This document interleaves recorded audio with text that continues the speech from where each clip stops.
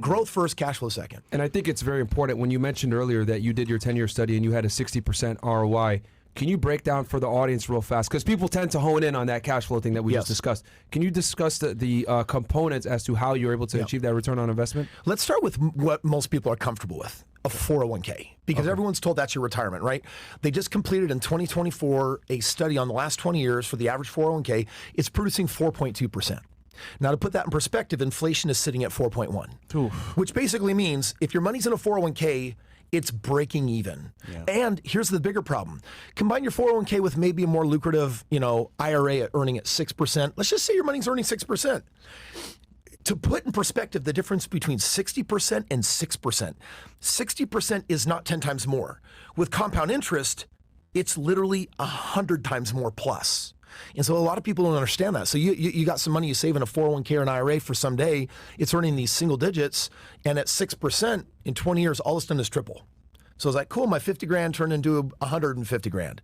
In real estate, if all you were earning was earning 25%, which is 4 times the ROI, it makes 27 times more money. It makes $4.3 million in that same span of time.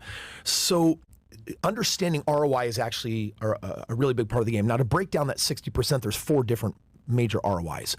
The first one is the very obvious appreciation ROI. And the reason why I only invest in the top 5 markets nationwide and give people access all over the world to just those 5 markets, with, by the way, Orlando, Florida, I mean, we're in Miami, but in Orlando, not far away, this is where I buy a lot of my inventory, because Orlando is now one of the top, it is the 15th largest economy on the planet. Florida is on the rise. It has excess money for, in its budget for doing that $8 billion railway and everything else, right? So Florida is definitely one of the top 5 markets that I'm in because of the appreciation. So of that 60%, a lot of that comes from appreciation. And the reason why the appreciation is so high is because you get to leverage banks' money. The banks will put up $4 for every dollar you put up. And so instead of putting it in a 401k, put it in a property, and then you get leverage. So that the appreciation now is 5 times more money to you on that first ROI because the bank's putting up the money. And real quick, just for the audience out there, for anyone that doesn't understand what Kris is talking about, Fresh, you bought a home in what, 2020 or 2021? 2019. 2019. How much money did you put down? $12K. $12,000. What's that house? What would you buy it for? $330. What's it worth now? $650. Boom. Yeah. There you go. $12,000 for a $300,000 gain. Calculate the ROI. There you go. Yeah. I'm Literally, such a use nerd. Fresh's example I'm right now. such a nerd. I'm just so excited right now. I have to do this. I'm like, okay, $330,000. Use the FHA loan, got the property, controlled it, lived in it for a year, got out. That's a 27x return on your money over 5 years. So you take that return, you divide it by the last 4 years, you basically made 680% on your money year over year over year. Think about that. Now, that's because you had a 3% down payment, right? Super smart. Yeah. So that's the first ROI. And that's to add more credence, because you were saying Florida's an exploding market. I wanted the audience to have tangible numbers. Like, guys, literally, Fresh is right here to tell you guys the Florida market is crazy. But Orlando, because of Disney, Universal, that's a booming market, man. That's really smart, actually. I think it might be better even than Miami. Be honest with you. We should go there.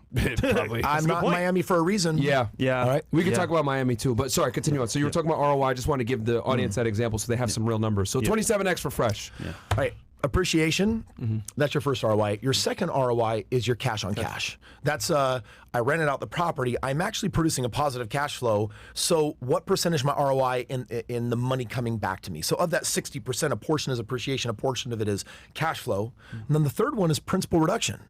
I buy a house every day and I outsource to a renter and say, hey, will you buy that house for me? That's what I'm doing. My tenants are buying me houses. I buy a house every day. I set it up and then I put a tenant in there and say, I want you to pay this off for me. Yeah. Is it rent to own? No. What I really mean by that is they're paying the rent, which covers the mortgage. Gotcha. You got it. Cool. So principal reduction just basically means, okay, so when they give me the rent payment, a portion of that goes to service the loan, and a portion of that isn't to interest, it's to principal. And there's an ROI. On a $250,000 to $300,000 home, that's my buy box that I kind of zone in on. Say that number one more time for the audience. Between $250,000 and $300K. Okay. So my average purchase price right around $270,000. I've got some markets where I'm buying brand new homes for $180,000. How much do you put down? 20%. Okay. Yeah. And most of it's people taking from 401ks and IRAs and saying, I'm sick of that. I'm going to transfer it into real estate and I'm going to make 27 times more money. What is the median? I think last time we spoke, the median house price in the United States was somewhere around $350. What is it now? $436,000. God fucking damn. It's what, like almost $100K in a year. Yeah, it's crazy. Yeah, I should have bought more.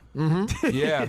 Bro, that's what- I mean, we can make that happen. Yeah. Let's do it. No, let's do it, bro. Yeah. Orlando, I'm No, down. for sure. I'm No, down. absolutely. So principal reduction on a house in that price range, having tenants basically servicing the loan, you're going to make around 4% on your money on average just there. So what you'd make in a 401k, literally your tenant by servicing your loan, you're making 4% on that. And if you add in tax reductions as well. Now that's the fourth Oh, one. because the inflation, right? Because is that what you mean with the 4% or? Yeah, well, it's not really inflation. What I literally mean is I'm making a 4% return on my money by having them pay off the house for me. Gotcha. Because all of that, as the principal comes down, eventually I'm going to sell that house, and it's like, oh, like the house came down. That's a return of capital I'm getting. I see what you mean. What's that ROI on the money I put in? They're building more equity for you in the home. And that's a portion of your ROI. Absolutely. And then the last one is your tax advantages, right? I mean, you get to take the house. This is the coolest thing. People don't understand this. If you buy enough real estate, you don't have to pay taxes. Yeah. Right? I get to take a house. I get to depreciate it over 27 and a half years. So let's take your $330,000 house that you bought 4 years ago. I'm going to divide that by 27.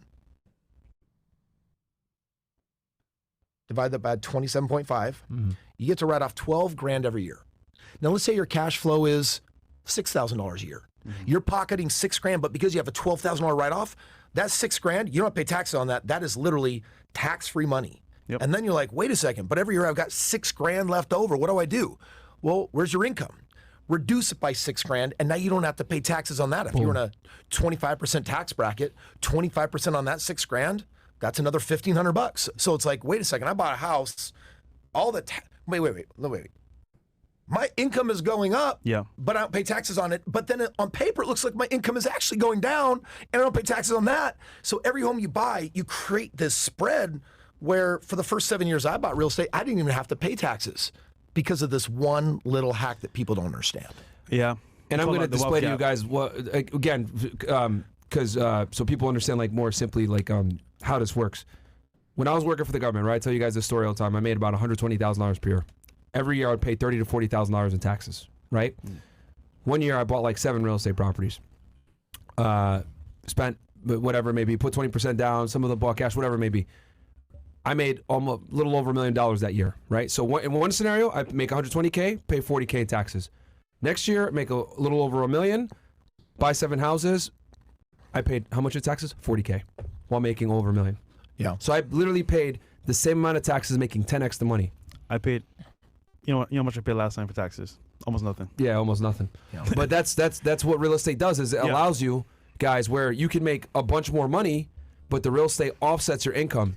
And this is all legal, by the way. It's all legal. Of course. All legal. And this is that's just the depreciation. We haven't even talked about cost segregation yet. Oh yeah. The cost segregation lets you get even more tax benefits. Yeah, but that only depends on whether you actually need it. Some people don't even do it. Yeah, but if you get to a point where it's like I'm making more and more money now, I got to get aggressive. Then for me, I'm like, oh shoot, I gotta figure out how to now write off millions of dollars a year in taxes. Yeah. Well, then you get more aggressive. Cost segregation is a great strategy. It's like, oh, you guys have a business that's called Fresh and Fit. Yeah. And I'm like, if I were you guys, next year go buy a commercial building. Before the end of this year, buy a commercial building. Yeah.